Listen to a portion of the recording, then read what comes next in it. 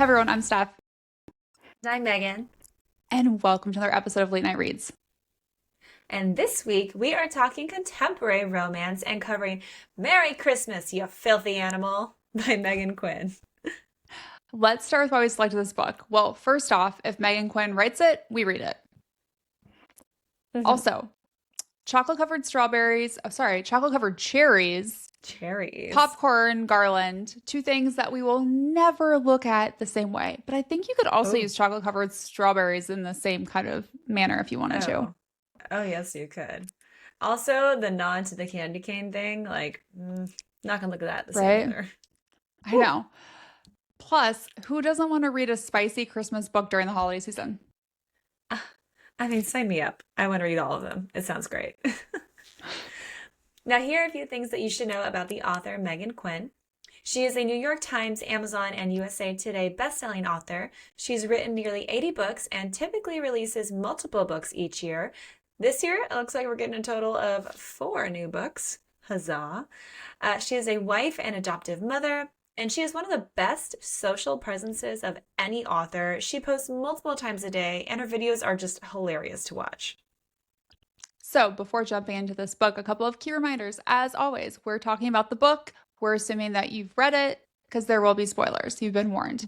And this book does contain a small number, at least for us, of sensitive topics that may be sensitive for some readers, including anxiety, bullying, and death. Probably like literally the shortest list ever. But now let's talk tropes. So, first up, we have forced proximity. Betty moves into a cottage on the land next door to Max's family Christmas tree farm. Literally a trek in the snow, and you are at her door, which he finds out. Then next, we have Small Town. This entire series is set in the small town of Kringle, Colorado, where it's pretty much Christmas 24/7.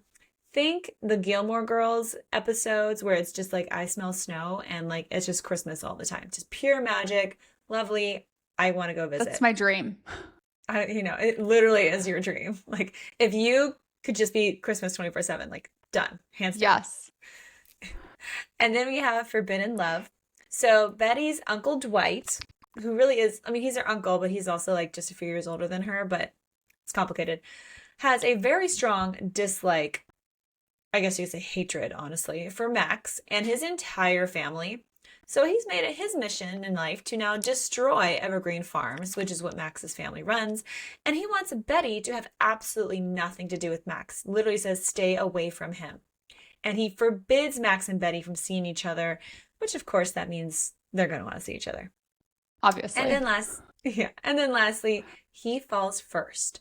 So Max's initial plan may have been to make Betty fall in love with him and then break her heart, but he ends up falling for her pretty quickly. And yeah, things escalate from there.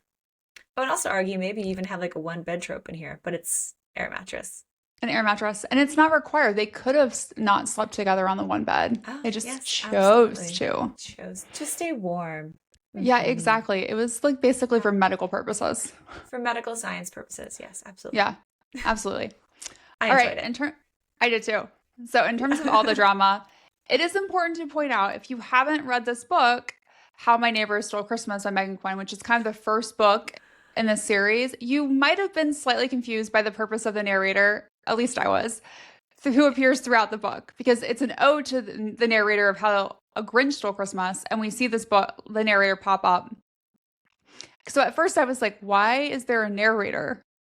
Yeah, you're And like, then, I'm so confused. What is happening right now? so little But fun it's fact of fine. my Just reading. accept it and just move on. Just accept it and you got it, you Yes. know? All right, so the prologue starts on Thanksgiving, and Max is freaking out about potential invaders on the property, which I, So dramatic. he's so dramatic and I love it. I absolutely love it because we all know someone that's this dramatic about legitimately everything, and I'm here for it, especially when it's not happening to me and I just get to Yes, watch. yes. Yeah. Mhm. So, Eat the spe- popcorn. Ooh. exactly. So, specifically, the empty lot besides their family Christmas tree farm, he's seen people on it and he doesn't like it. The rest of the family is like, you're exaggerating. You need to calm down. I feel like the song You Need to Calm Down by Taylor Swift was written about Max He needs to calm down Yes. about legitimately everything. And they're kind of like treating him a little bit like the little boy who cried wolf. And we get the sense that Max might overreact to like most situations, making it hard for his family to like ascertain if what he's talking about is an actual problem or just Max being Max. Well, he is very worried these so-called invaders might use the empty lot to create a competitive Christmas tree farm. Like he has jumped very quickly from there are people walking around next door to they're going to come and take our business. And everyone's like, why are you worried about that? There are strict laws in the town of Kringle preventing another business from selling the same thing. And theoretically, that means they should be fine, assuming the land next door falls under the town laws of Kringle, which it doesn't, which is the loophole we find out about later. It's juicy. So, also, as you can tell from the title of this book and various references throughout it, there is an ode to Home Alone, if you will, throughout the entire book. And that's definitely obvious when Max wakes up and finds that his parents have disappeared. But okay, not technically disappeared, but they did leave him home alone to go on a European Christmas vacation. And he was just like, oh my God, like the invaders, first the invaders, and now my parents are gone. Like, what's happening? And unsurprisingly, he panics about being left alone to fend for himself. And he has to pretty much take care of the family Christmas tree farm, which is also happening to all this run during the very, very busy season because it's post-Thanksgiving, pre-Christmas. Hello, that's when everybody buys their trees. But it's also so comical because Max is a grown-ass man who lives at home in his parents' attic and just freaks out about being left alone. He's like, they didn't leave a note. Like, what's happening? That might be a red flag for Max to be like, buddy, you got some shit you got to work on. However, it is an opportunity we find out for him to prove that he can manage the family business all on his own and hopefully will allow his dad to retire. So that's nice. Next, we get to meet Betty, who is new in town, and thanks to an invite from her Uncle Dwight, comes on in, and we learned that she recently closed down her year-round Christmas shop in a different city, and is currently just like wallowing in her failure. Feels like she messed up, she can't do anything right. So Uncle Dwight has invited her to Kringle, and he says, I want you to build a Christmas tree farm on an empty lot that he happens to own, but you get to run it. So that should be her dream scenario, right? Given how much she loves Christmas. Only problem, we later find out this ends up to be a revenge plot for Uncle Dwight that goes way back to his high school days, even though Betty doesn't know this at first. And she's just like, what? Oh, okay. Like, sure. But we also find out that almost every single business in Kringle turns out to be a success. So it should give Betty the confidence boost she needs after closing her previous store. But of course, she's very scared to fail again. Rightfully so. You get it. Totally get it. So our meet cute between Max and Betty happens when they bump into each other and have this very odd conversation about harpoons and harmonicas. And I lost it because I was just like, the things that Meghan Quinn writes are so entertaining. And clearly they have like the same weird sense of humor and they don't exchange names. And Max doesn't get a good look at her because she's wearing a ski mask because it's really cold. Mm-hmm. But his spidey senses about a potential competitor increase when he learns that there's been a secret woman snooping around his Christmas tree farm, asking for information about their vendors. And one of his employees, who is clearly not good at her job, had just planned to give out the information. So this is like further confirming his suspicions that someone's trying to copy his business. And his best friend Cole, who we meet in the first book, if you haven't read it, thinks he's overreacting again. And I'm also like, she's not doing this in stealth mode, Max. Like she's very clearly just wandering around your farm. It's not a secret. It drove me crazy though that she asked the employee, "Can I have a list of your vendors?" And she's like, "Yeah, sure, no problem." It's like, let me get it for you. Don't do that. I know. I'm like, don't you have NDAs? Like, what the heck? Yeah, like, no. So while visiting Evergreen Farms, Betty starts to question the logical thing that one would, which is why does Uncle Dwight want to build a competitive Christmas tree farm next door? And while she does see opportunities for improvement in the farm, she's like, Uncle Dwight's leaving something out. She also happens to meet Storee, who is Cole's wife, who is a legitimate hoot. And they start this kind of like potential friendship between the two of them that becomes slightly more complicated as the book progresses because Storee likes to meddle. It's a good story time, if you will. So then Uncle Dwight really has thought of everything because he had a cute, like, prefabricated house set up for Betty to live in on the farm. Well, on like his new like land that he wants to be a farm. And of course, it's all Christmas themed. It's super adorable. And it's a really kind gesture because it gives her some private space away from him and allows her to just like live on the land, all the space that they plan to set up the business. He's like, yeah, get to know it, walk around, figure it out. He's even had all of her belongings packed up and moved to her new home, including her pet tarantula, which 0 out of 10. No. No, thank you. I mean, it's just not for me, you know? If you want Not a for pet me. tarantula, all right, that was a bit like, no thanks. But But is at that this worse than point, snakes? no, I would take a tarantula over a snake. I would. Okay. Because I mean, I Yeah. prefer none. I prefer a dog. Not, yeah, the answer is none to all those. Dogs The always, answer yes. is none of the above, but dogs always. But you know, to each their own, it's fine. And so he's literally had everything moved to her new house. And at this point, Uncle Dwight comes across as a really great guy who's just trying to help out a family member, really sweet. And you're like, okay, cool. Yeah, totally see this. But things get a bit crazy when Max sees this building, her little house, appear on the land next to his. And of course, he immediately assumes the worst. And he decides to investigate, which Cole specifically said, don't do it, leave it alone, like walk away. But Max does not listen. Of course not. Instead, he goes into stealth mode. He's like, I need to figure out what's going on. Who is living there? How did this happen in the middle of the night? Because what could go wrong? And that's how he ends up getting hit in the head with a 2-liter of Pepsi and completely knocked out.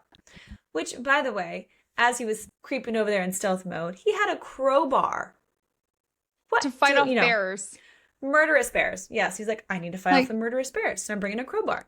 But it's also cold out, so he's wearing his own ski mask and like, you know, everything. So I'm like, yeah, you know what?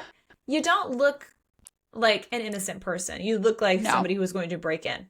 And of course, when Betty sees a man with a ski mask on and a crowbar, she's like, in the middle of the night. In the middle of the night, she's like, creeper, I need to take him out. Hits him with, you know, the Pepsi. And then he gets arrested and has to take a trip to jail, where Cole then has to bail him out. Great. Also, good to know that a big old 2-liter of Pepsi could help you in this situation. But, you know, I'm more of a Diet Coke person, so. Well, my big thought was clearly Max has never encountered a bear because a crowbar would not help against a bear. Oh, this is why you carry bear spray. So, like, if you ever go to like Yellowstone, Montana, Wyoming, and you're staying anywhere out there, they always tell you to bring bear spray. Yeah. And so, like, you have it on you. I wonder if a big liter of Pepsi could help too with a bear. I don't think so. Probably not. The two of them, if they ever met a bear, would be in so much trouble. Her with her Pepsi and him with a crowbar, and be like, you're done. I know, the bear would be like, snacks. Woo! And a toothpick.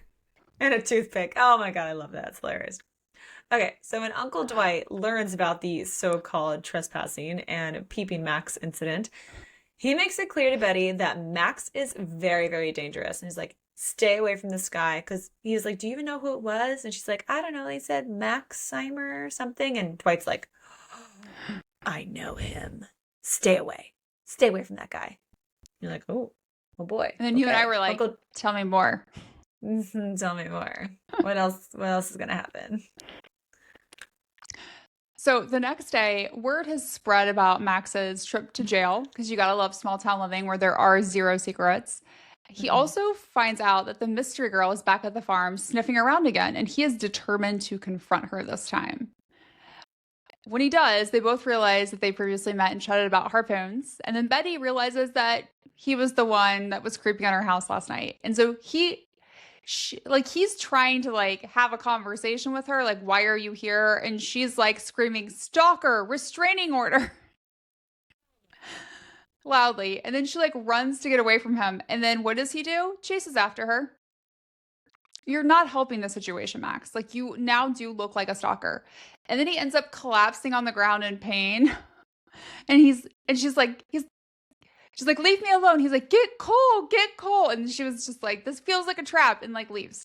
Which is, I mean, I could. Yeah, sure. Of course. I'm going to go into this barn where you're going to murder me. No. Exactly. Ha. Like walks away. I'm not falling for this. Mm-mm. I'm not the victim in a horror movie. Mm-mm-mm. So next, Uncle Dwight gives Betty a tiny bit of background on Max and about why he's seeking revenge on him. Basically admitting that Max messed around with his relationship with this girl named Jessica back in high school. Dwight was in love with her, and she unfortunately died to cancer. And then he also gives the impression that Max has the same level of animosity towards Dwight as Dwight has towards him. And Betty's like, I don't know how I feel about this revenge plot. But she also feels like a lot of gratitude because Uncle Dwight's trying to help her life. So she's like, I guess I'll go along with it. And all I thought was, okay, I'm assuming you're kind of like in your, late 20s, early 30s? You've been out of high school for a long time. That was a long time ago. Why are we still holding on to grudges from high school? I also understand that it was very heartbreaking what happened to Jessica. So no shade towards Jessica whatsoever. However, to have this much hatred that you buy land and want to build a competing business because of a girl you dated in high school seems like a bit much. Just throwing it out there. Dwight. Just like have a little bit more in common when it comes to drama. Correct. And what? Just a little bit. Just a little bit. Maybe. Yeah. So now, given how fast the gossip spreads in Kringle, Max knows that he needs to work on fixing this image of himself as being the so-called PP Max. And he's like, Cole, I need your help, and I need to borrow one of your babies. Because, of course, how can you be mad at somebody who holds like a cute little baby? Like, no way. That is hard. That is hard. That's true. Or a puppy. Or a puppy. If you have a baby in one hand and a puppy in the other, you're like, right? Oh, it's so cute. That's how you would easily trap me. Trap me in a van. I'd be like, oh, puppies, babies, okay. I know. Rosé, okay, I'm done. Missing report. So basically now also, like, after sharing the story of what really happened with some people in town, Max learns about Betty's connection to Dwight, and he's just like, what? What? Uncle and niece? This doesn't make sense. But he gets very upset. He's like, oh, this is a plan to get me. And then the infamous Bob Krampus Jr., or BKJ, gets involved. He shares that Dwight and Betty do appear to be building a competitive tree farm next door to Evergreen Farms. He's like, and this is actually technically allowed because that property is technically outside of the town ordinance, so the business restriction about competing businesses does not apply to them, which literally makes Max freak out. So what does Max do now? Definitely not the smart thing always. He decides to go and visit Betty at her house. Like, dude, you were just like chasing after her and she was screaming restraining order, and now you're going to go to her house again? Oh boy. This will go over well. This is totally going to go over well. It's going to be fine. Everything's fine. Yeah. But he brings a peace offering of pretzels and popcorn. But of course, this does not go his way, and it ends up with him getting hit in the chest with another 2-liter of soda. And of course, yeah, Betty does feel slightly guilty about it now because she sees like, oh, he did actually bring like a peace offering, if you will. She's also like, no, I'm not going to let you into my house. And sure, you can apologize about sneaking around my house at night with a crowbar, but, you know, I don't really know if I buy this whole thing, like, only to keep the bears away, sure. But they used to say Betty is not convinced by his apology and remains firmly on Uncle Dwight's side of Max being odd and dangerous. He is definitely odd. Yes. Dangerous? No. Stupid? Yes. Sometimes, yes. Yes. When you thought of BKJ, did you think of him like the old man from Home Alone? Like the first one that they think yeah, like killed his family? Bit. That like he's younger obviously, but that was like he wears trench coats, and like that was my vision of him. Anyways. I could see that. Okay. Once again, Betty's back at Evergreen Farms because she also has not learned her lesson, and she's sniffing around again. Like, you don't want to be around him, then why would you come back? Don't go to his place of business. Right. And she is like just there to like poke the bear, poke the Mac. She's irritating him. And it's like honestly very brazen. If you're gonna She should have brought a crowbar to poke the bear. like literally, that would have been hilarious. Poke, yeah. If you're gonna snoop on a competitor, you should attempt to be stealth about it. Like not waltz in there, take photos, chat with employees in the middle of the day. You need to get better on your recon.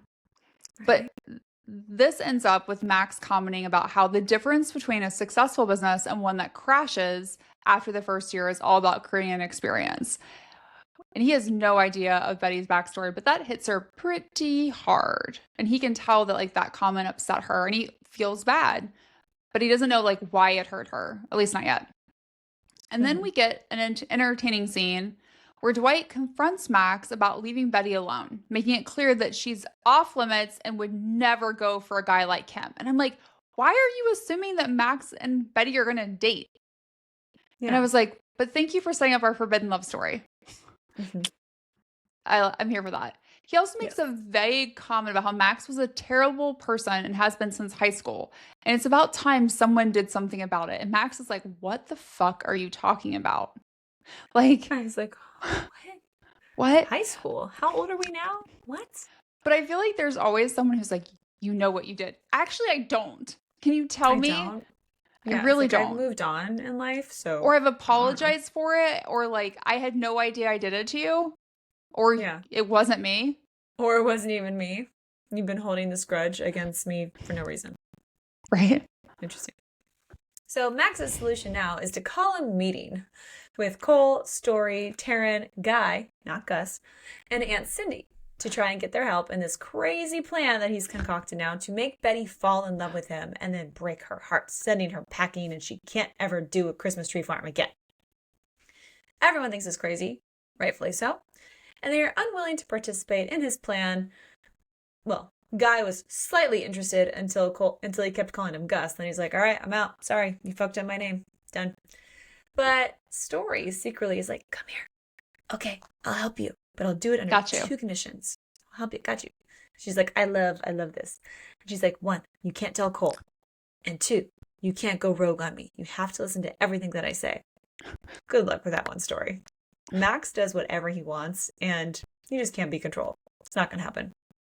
So, well, also, we need to mention that Max literally drew out this plan in crayon like a child. And like it looks like a little just like battle plan. And he like has like stick figures. He's like, here's me with my muscles, and here's her, hearts in her eyes, and then here's her crying, boo, and here's me going, yay, I saved the farm.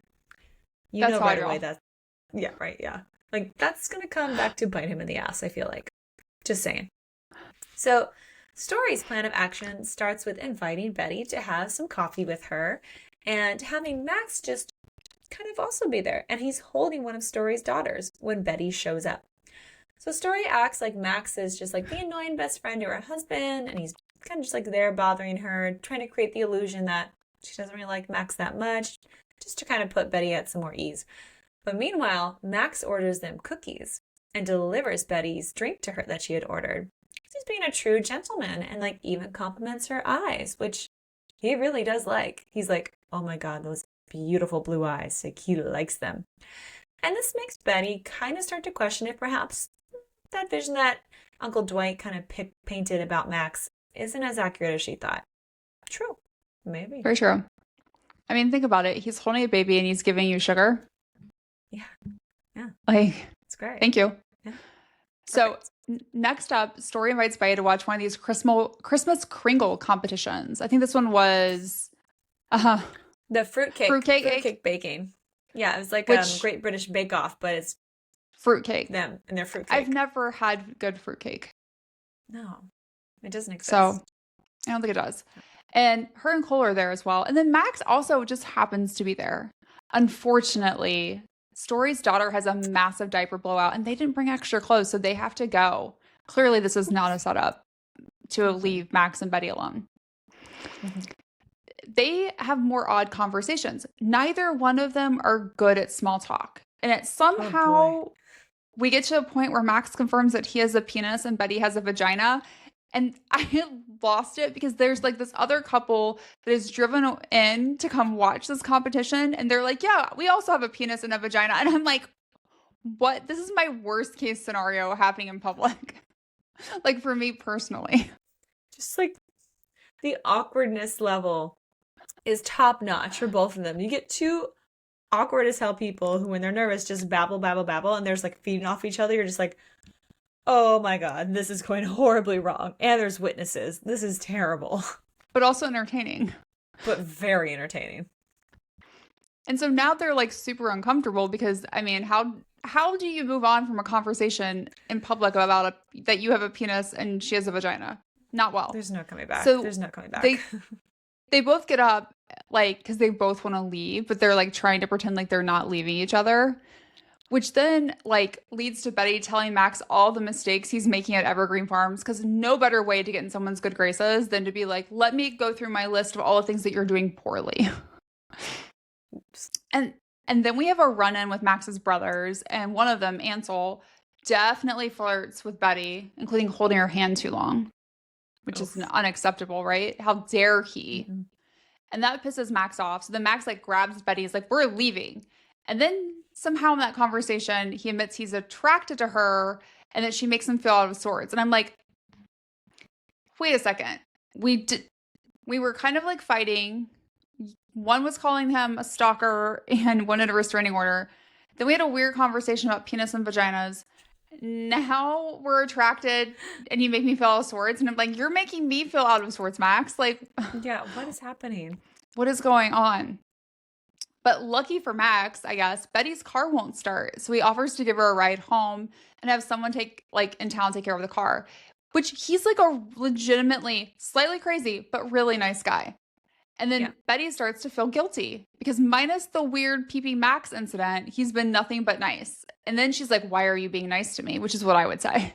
Yes. Wait a second. Very suspicious. What do you want? Yes. And he's like, this is just who I am. If you got to know me better, you would know that. And I'm like, well, okay. Touche. I'm also hoping we see like a little bit of the brothers. I'm wondering if they'll get like the next book in the series will be about them. Yeah, I wonder. I know there's been a lot of talk about people wanting it to be about BKJ, which I would also be here for. That'd be fun. But Meghan Quinn's like, I feel like he's a side character. I'm like, but what if he wasn't? What if him and Felix get together? Right? I also feel like Ansel is like really attractive in my mind. Maybe it's just the name. Yeah. So I have this like vision built up. Oh, yeah. Mm-hmm. So next up, Storee has plans for Betty and Max on Christmas Cupid night, which honestly I am a fan of. And why don't we have that more often in more places? Let's do it. Like everywhere. But this is also just like super Gilmore Girls level. It feels like are you? Yeah, you gotta be Stars Hollow, like Christmas Cupid night. It's a thing. So it also happens to be a special night with Cole, because it's the first night that Storee and Cole ever kissed. So Storee accidentally tells Betty to meet her that night, forgetting that it's a couple's event, while Max has been supposedly stood up by a blind date that his brother set him up for. Totally not true, obviously. And now the only option is for Max and Betty to hang out with Cole and Storee. And Cole is not happy about it at all. He's like, this is my one night out with my wife, and it's like how we met, like, get away from us, go away. He's like, stop it, I want to get some. Go away. But there's a lot of awkward conversations, of course, between Max and Betty, causing Cole to actually realize they might be the same person. That's creepy. And Storee is just delighted with glee that her master plan is working. Because her master plan all along is to be like, yeah, you're an idiot. You two are made for each other. I'm going to make you fall in love and fix you up. So that's why she kind of goes along with Max's plan. And ultimately, Cole and Storee take off together, leaving Max and Betty alone. And they end up finding some mistletoe. And what do we have to do under mistletoe? We have to kiss. Yay. We don't make the rules. I don't make the rules. It's the rules of Christmas, okay? You have to. Yeah. There is mistletoe. You must kiss. And Max just happens to, like, find a lot of mistletoe. He's like, look what's up. And she's like, what? Like, oh. She just, like, opened her toes to kiss him because he's so tall. And basically, once that starts to happen, Betty knows that she's in trouble. She's like, oh, no. He's a good kisser. I'm in trouble. And then as Max just takes her around the event, and everyone in town is like commenting on how good guy he is and like how much they love him. It's like a full-on like court press event for like Team Max. Like everybody's loving on Max. And then they also go and buy some ornaments and place it on the tree in town, which is like a huge tradition. And it's also tied to why Dwight started hating on Max. We find out later. And this basically turns into a really cute date night for the two of them. Accidental It's really date sweet. night. Yeah. So sweet. So afterwards, Max admits the story that he like likes Betty, and he's not just pretending. And Storee agrees that she wants to be friends with Betty too. And so Max is like, "But does she like me? Like, does she like me?" And she's like, "Well, let's phase 3 of my plan: make Betty jealous, or we could ask her." Crazy idea, but Crazy idea. we go with make Betty jealous. And this idea is completely insane. So Max sets up his house like Home Alone, where to look like he's having a party when really no one's there. There's mannequins, they're moving, etc. And theoretically, this will make Betty jealous when she stops by later. You know, because she'll see him having a party without her. Okay. I guess Okay. I mean, if she's Bit of a like Max, stretch. I could jump to that logic very quickly if I put my Max hat on. But then his brother Ansel stops by, and he's also like, "What kind of weird shit are you into?" Like, what? Walks Like, in, he's like, why are there mannequins with strings and lights and what the fuck's and going you have on to here? remember, he's stopped by because Max a couple of days ago called his parents and was acting really weird. And they were like, "Ansel, go check on your brother." And Ansel's just Yeah. like, I mean, he got around to it a few days later. And can you imagine like walking and being like, "What is going on?" Like this. But It's weird. I was like, this is weird. I don't know what kind of weird shit you're into, but I'm also kind of here for it. Oddly, it works because Max gets the confirmation that Betty likes him because she ends up kissing him. He thinks she's about to fall down the steps, and so he grabs her, and she thinks it's because he wants to pull her in for a kiss. So she kisses him, and it's real sweet and cute. And she's like, where's the mistletoe? It's like, oh no, there was no mistletoe. I thought you wanted to kiss me. I mean, I'm not complaining. No, it's great. So then Betty confirms her feelings for Max to Storee, but she's conflicted because of Uncle Dwight. It's really weird calling him Uncle Dwight. It's so weird. Yeah, it's like he's like 3 years older than you. Yeah. But he is technically your uncle, and the joke kind of stuck. So, yeah. So next, Betty runs into Storee and Max having coffee, and we get another kind of awkward conversation where the two of them talk through Storee to just try and say nice things to each other. Like, oh, tell him I like your eyes. Tell him I like your bushy eyebrows. What? That's weird. Okay, sure. And then there comes one more little problem here. Uncle Dwight sees them together and loses his shit, claiming that, of course, Max is only pretending to like Betty to manipulate her into not building out a competitive Christmas tree farm. Wow, how did he know? That's actually legit true. But it wasn't. And then Uncle Dwight finally shares that Max allegedly stole that special Christmas ornament that he put up on the Ornament Park tree. And his wish that he put with that ornament was for his girlfriend Jessica to get better. And when he went back the next day, the ornament was gone, which means your wish will not come true. Which also, like, who steals an ornament from a tree? That's just rude. And so, but also, who believes that putting an ornament on a tree will help a girl with cancer get better? Yeah, exactly. It's so, like, this was not going to happen anyway. Yeah. It was going to be either medicine worked or it just didn't. Yeah. And that's that. Sad. So basically, Uncle Dwight is also now very angry with Betty for spending time with Max and is worried about how it looks to the other people in the town that she would rather hang out with Max than her own uncle. Well, I'm like, Uncle Dwight, you're kind of a dick to everybody, so... Like, no one likes you. No one likes you, so...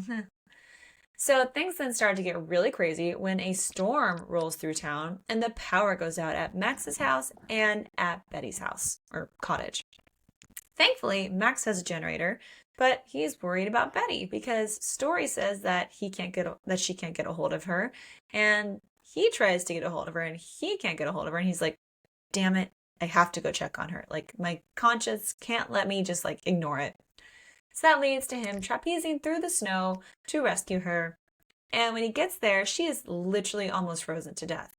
And she's just like bundled into these blankets, but she's freezing cold. And he just literally like carries her back to his house. And he does a sweetheart thing. And he goes back out into the snow to rescue her tarantula, Buzz. Like, aww. But then Cole's like, I would have let that thing freeze to death and die. Like, Same. what? I'm like, yeah, sorry. But he's a sweetheart, and that's what he does. And he also ends up taking care of Betty, ensuring that she gets warmed up, has dry clothes. And then he admits to her how panicked he was when he thought that she might have not had a backup power source. And it's one of the first true moments of vulnerability that he has with her. And it leads to her also admitting that she believes he's a good man and he didn't actually do all those terrible things that Uncle Dwight says that he did. And then we get a one bed moment. Not because they have to, but because or air mattress, because they want to. Where they share this air mattress by the fire, which gives us a makeout session, followed by some serious grinding that gives Betty an orgasm. And then Max ends up, like, we have quickly moved, you guys.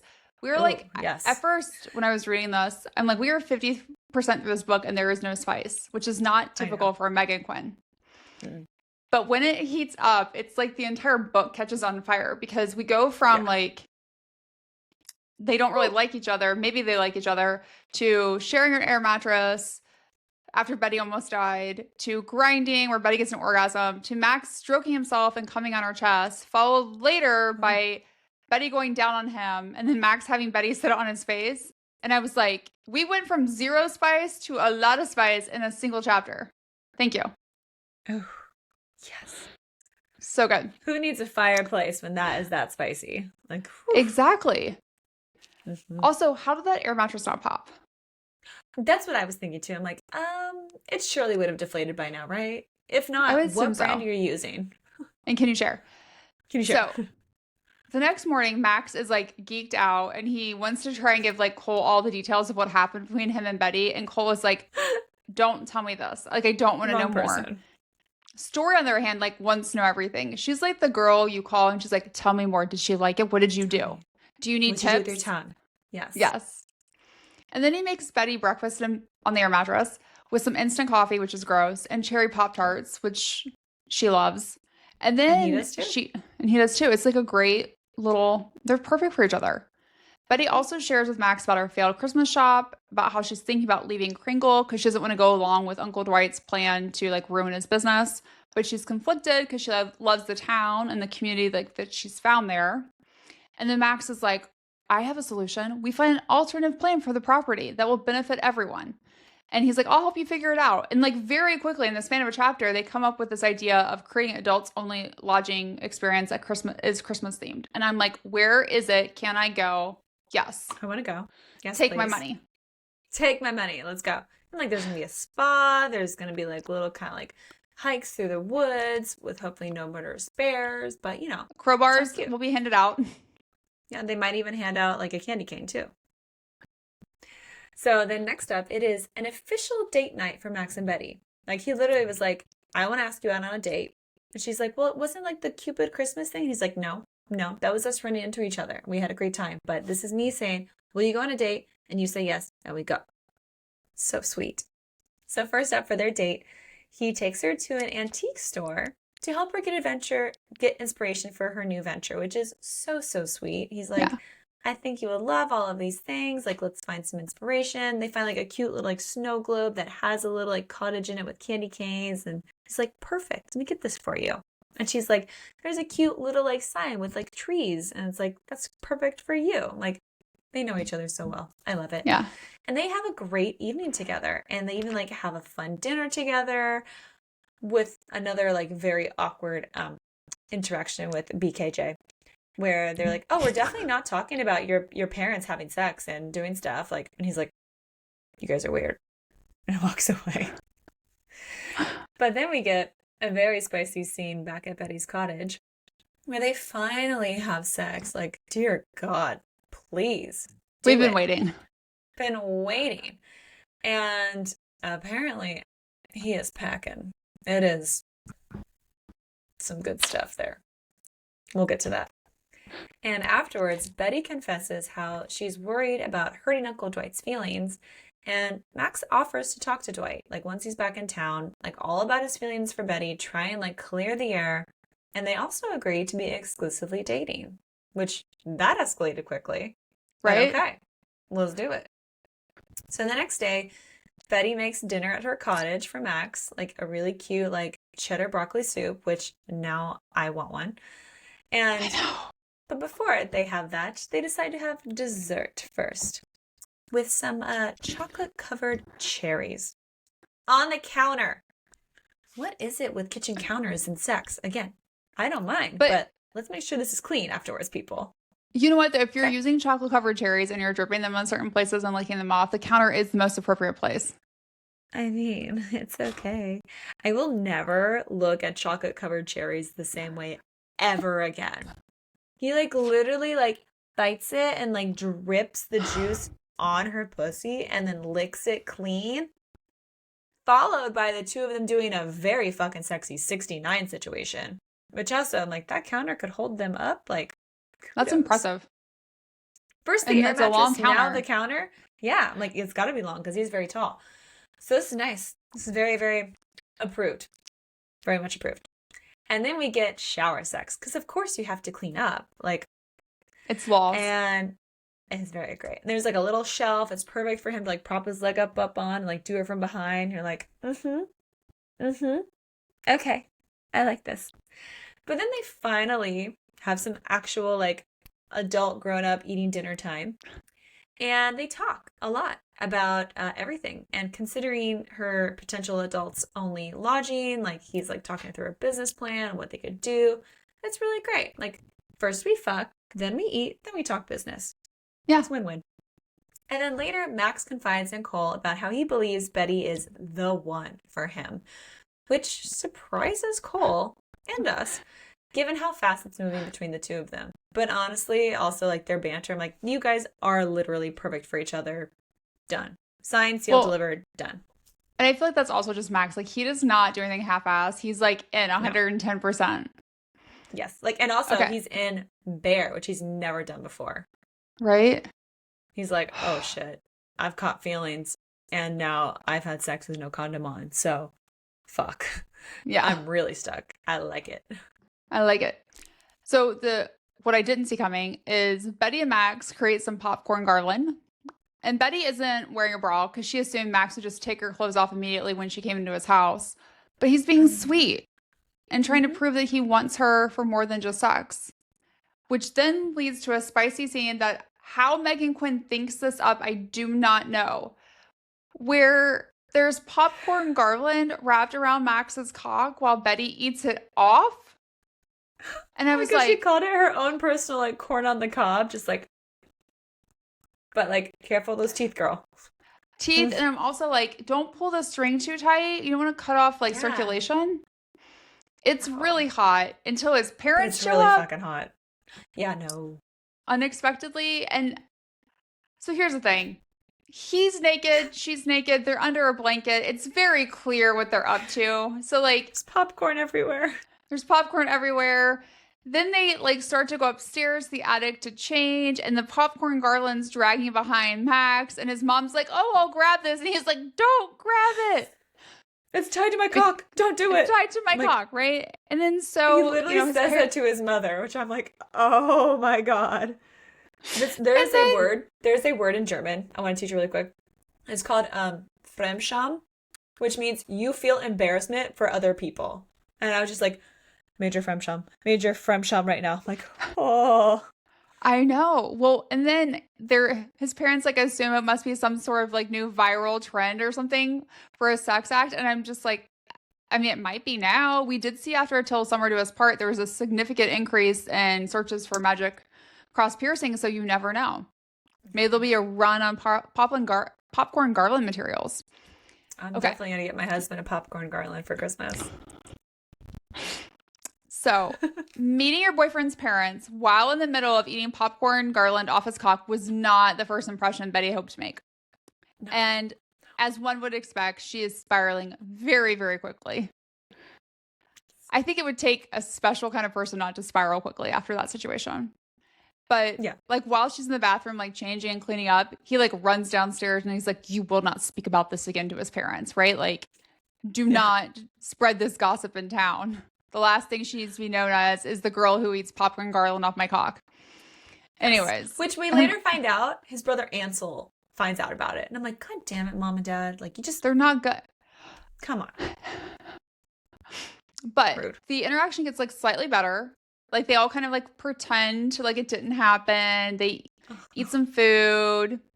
They chat with his parents. And then at some point, his mom thinks it's appropriate to say, perhaps I'll try out the popcorn garland around a penis trick with your dad. No. No, I don't want to know that. Which, like, good for you. So appreciative and love for you that you have an active sex life. I just don't want to hear about it. My parents having sex. No. No. I can believe in this and not have to visualize it. So. Correct. I can be happy for you and not want to know about it. Mm-hmm. Yeah. So then Max walks Betty home and we get another spicy scene because he's like, we need to quickly pick up where we left off. Let's go. And they have incredible sex. Like, I mean, he picks her up and like slams her against the wall and her legs are wrapped around him and I'm just melting. Yeah. Like butter on popcorn. I'm melting. I'm like, oh God, yes, please. But also, how do you go from like your parents walking in on that to getting turned on again so quickly? I mean, they're just that hot for each other, you know? I guess. It's pretty good. It's pretty good. And then before he leaves, he brings her in a space heater and promises that he'll never leave her without saying goodbye because also he just hates leaving her. Swoon. Just so sweet. Sweetheart. He's caught feelings and he's caught them hard. Big one. Yeah. So then later, Cole shares that Max's brother, Ansel, is actually the person who stole Dwight's ornament from the tree. And there's actually legit... There's legit proof because it's all on video because there's a whole thing about a statue that so the family's cray about. And then there's that proof that it wasn't Max who did it. But this doesn't really help too much in the situation because it was still like one of his brothers and like Dwight just hates his whole family. So he's like, fuck, like that proves that someone in my family did it and that's bad. So, but good to know it wasn't him, even though he already knew it wasn't him. And now things are going really, really well between Max and Betty. So naturally, drama has to happen to cause tension. You know, third act breakup has to happen. So it starts with Betty learning from other people in town that Max had them searching up different kinds of like town archives to see if there was a way to prevent Betty from opening up a competing tree farm. Which I'm kind of like, I mean, you shouldn't have been too upset about that. I mean, that was logical. Legit. It was logical. Yeah. But then she, they spill a little bit of hot chocolate and she needs to get a napkin and she opens up the, whatever the thing is, the glove thing compartment. In the car. That's the one. And finds he saved that really, really disgusting, crude crayon drawing, aka battle plan, in Max's truck of him to make her fall in love with him and then break her heart. And she's just like, what the fuck is this? What? Why does this look like me and have my name next to it and your name and heart eyes and then crying? Like, what is this? And so they're arguing about this. And all of a sudden, Uncle Dwight shows up and he's like knocking on the car window, being like, what the hell are you doing together? Why are you together? Like, stop it. Get out. And then he sees the drawing. He's like, I told you this was going to happen. I told you that was his plan. And this happens in less than 5 minutes. Does not look great for Max.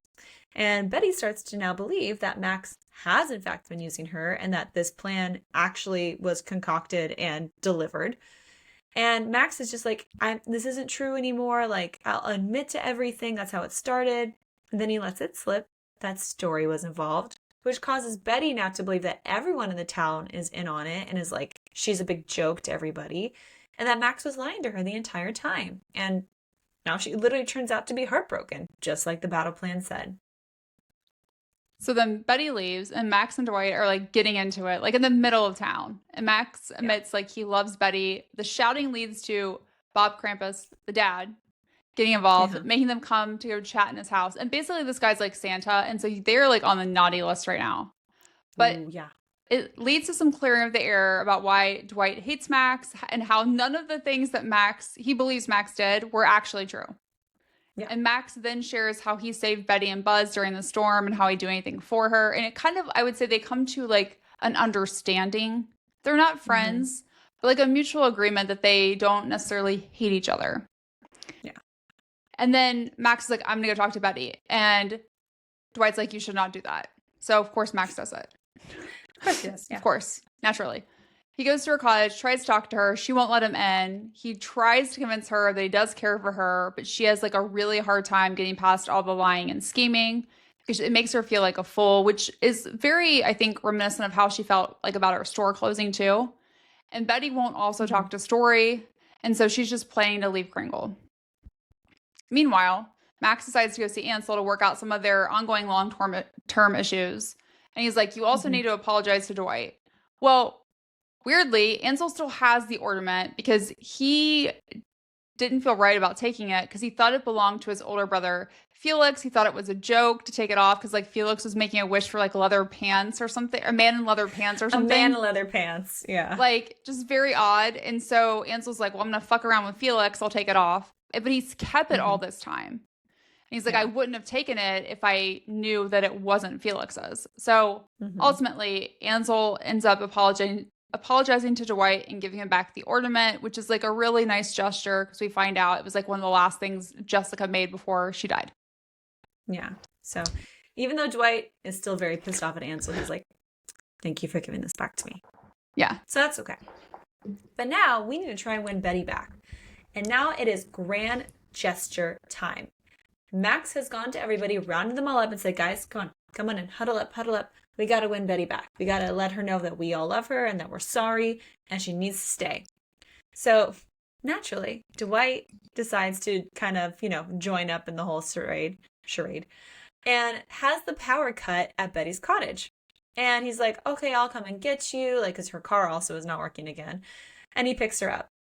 And then this town does the most insane stuff ever. He basically is driving her into town and, like, pretends to, like, swerve out of the way for something and, like, hit that statue that we all love. And the owners of the statue come out with, like, a pillow and starts, like, swinging at Dwight. And then, like, Betty comes out of the car and is like, what the hell is going on? And she, like, trips all of a sudden going backwards over, like, these paint cans. And It's then all she, like, weird. it's so weird. It's, like, completely dramatic, obviously, which is naturally their taste. And then she, like, looks up and sees Max standing there holding a bouquet of chocolate-covered cherries. And he's just admitting that he loves her and begging for her forgiveness. And everybody in the town that was kind of like in on everything admits, like, we're so sorry. We never meant to hurt you. We love you. We want you to stay. Please forgive us. Please give us a second chance, which she does. And Max is just like, I love you. And she says, I love you too. So cute. So sweet. So cute. And then we get our epilogue. And we learn, first of all, that the narrator here is Bob Krampus Jr. Look at you go, Bob. Hi, Bob. See, this is why he needs his own book. Yes, it could be. I still think it's going to be a Felix and Ansel thing, yeah.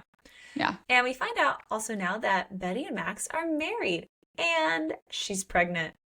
Looks like that birth control didn't work so well after all. I'm just saying. But it's fine. It's cute. They were meant to be together. It's all good. And also, Storee is pregnant again. And now they're also like making these silly little things back and forth. Like, well, our baby is going to beat your baby in the next like Kringle competition. Like, it's so funny, the banter they have. And now we find out that Betty is working on the adults only lodging with her Uncle Dwight, who actually really loved the idea and was super into it, which makes sense because he's in real estate. I'm like, yeah, this is a great opportunity. And then we find out also that Betty and Max are building their very own house together right there on Evergreen Farms. And now I want to go to Kringle, Colorado. Permanently and live there. Permanently. Can we just move in? We won't start our own competitive. We would start a sexy book club. Yes. And store. Bookstore. And store. Yes. I would fit in so well there. I have 11 Christmas trees inside my house. You really do. You need more. I know. We're working on the husband. Yes. What was the name? Oh, we got to find out a name of our bookstore. For holiday themed? Christmas themed. Yeah. I know. We'll work on that. Like mistletoe, popcorn garland. We got something going on there. Yeah. Okay. Yes. In terms of hot and steamy, this felt like a 3.5. Yeah. Yeah. I mean, the popcorn, hello. I would have given it a 3, except we have the chocolate covered cherries and the popcorn garland, which bumped it up. I mean, the chocolate covered cherries alone, hello. Like, I Right? want to go buy some right now and test that out and see how it goes. Very See, fun. Yes, please. okay. So in terms of, we get started on chapter 20, where Betty is grinding on Max, and he strokes himself, comes on her chest, followed by Betty going down on him, and then she sits on his face. Like a lot, no spice to allow spice very quickly. Mm-hmm. The things this man says, because he is so awkward, but then when he talks dirty, he's like, ride me, Betty, come on me, baby. Fuck, that's it. And I'm just like, where did this come from? Come here, Mm-hmm. sit on my face. And she's like, what? You fucking heard me, sit on my face? And she's like, Atlas. And he's like, now.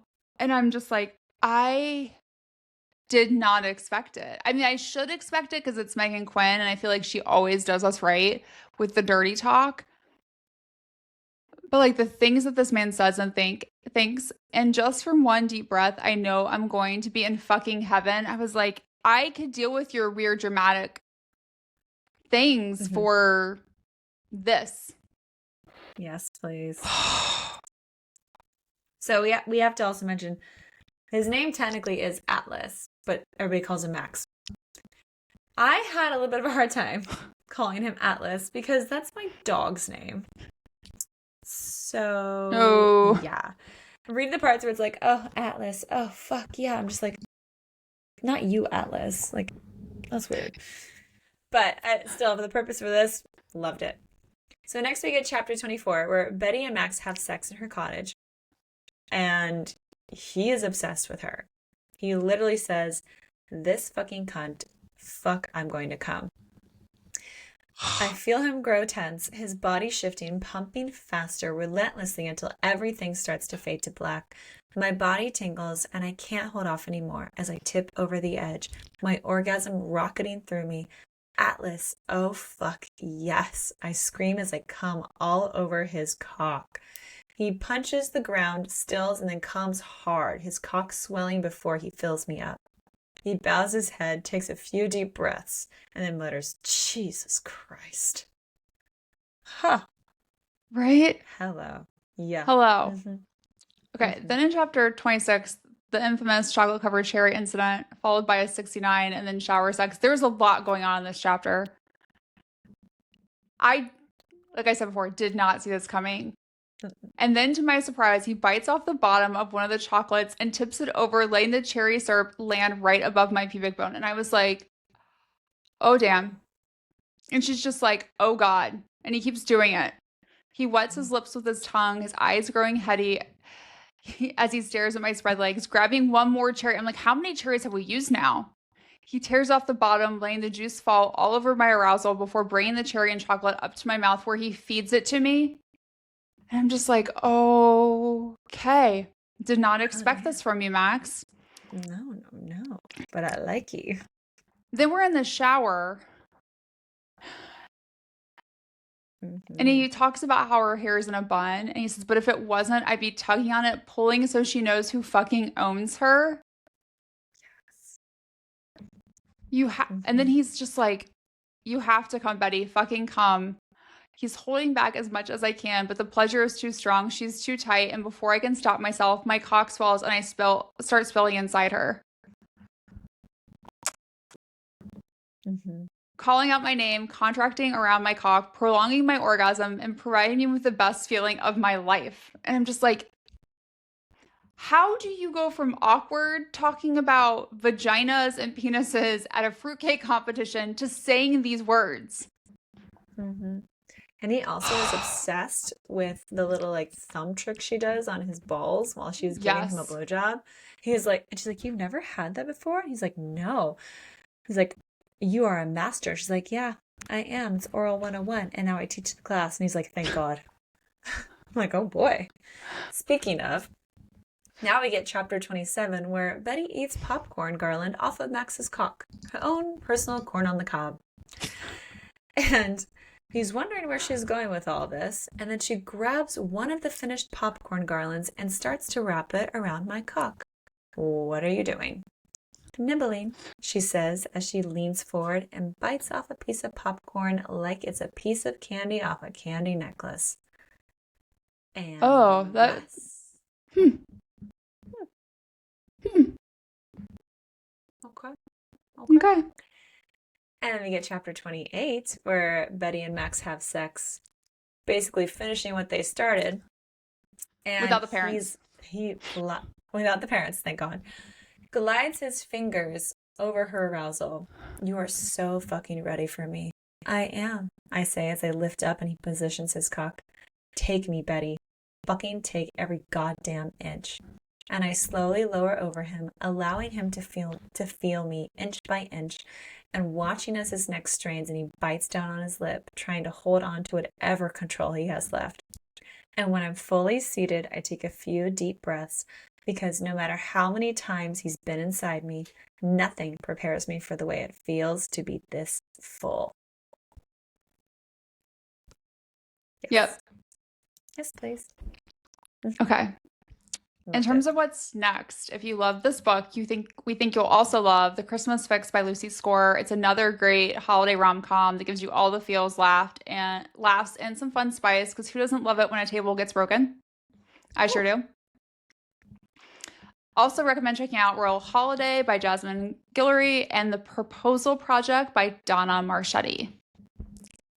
And you can also even check out like the first book in this series of How My Neighbor Stole Christmas, which is fun. Yeah. You find out about Cole and Storee and what they do with a pineapple flavored candy cane. Fun times. And then join us next week when we dive into the world of romantasy and discuss The Serpent and the Wolf by Rebecca Robinson. And we'll be back with our next contemporary romance on December 10th with Pucking Sweet by Emily Rath. Happy reading, everybody. Happy reading. Thanks for listening to Late Night Reads. Don't forget to follow us on Instagram, TikTok, and Facebook at Late Night Reads Podcast. And check out latenightreads.com for even more information about all the books we're reading. If you loved today's episode, make sure to subscribe, rate, and review our podcast. And share the show with your fellow book lovers.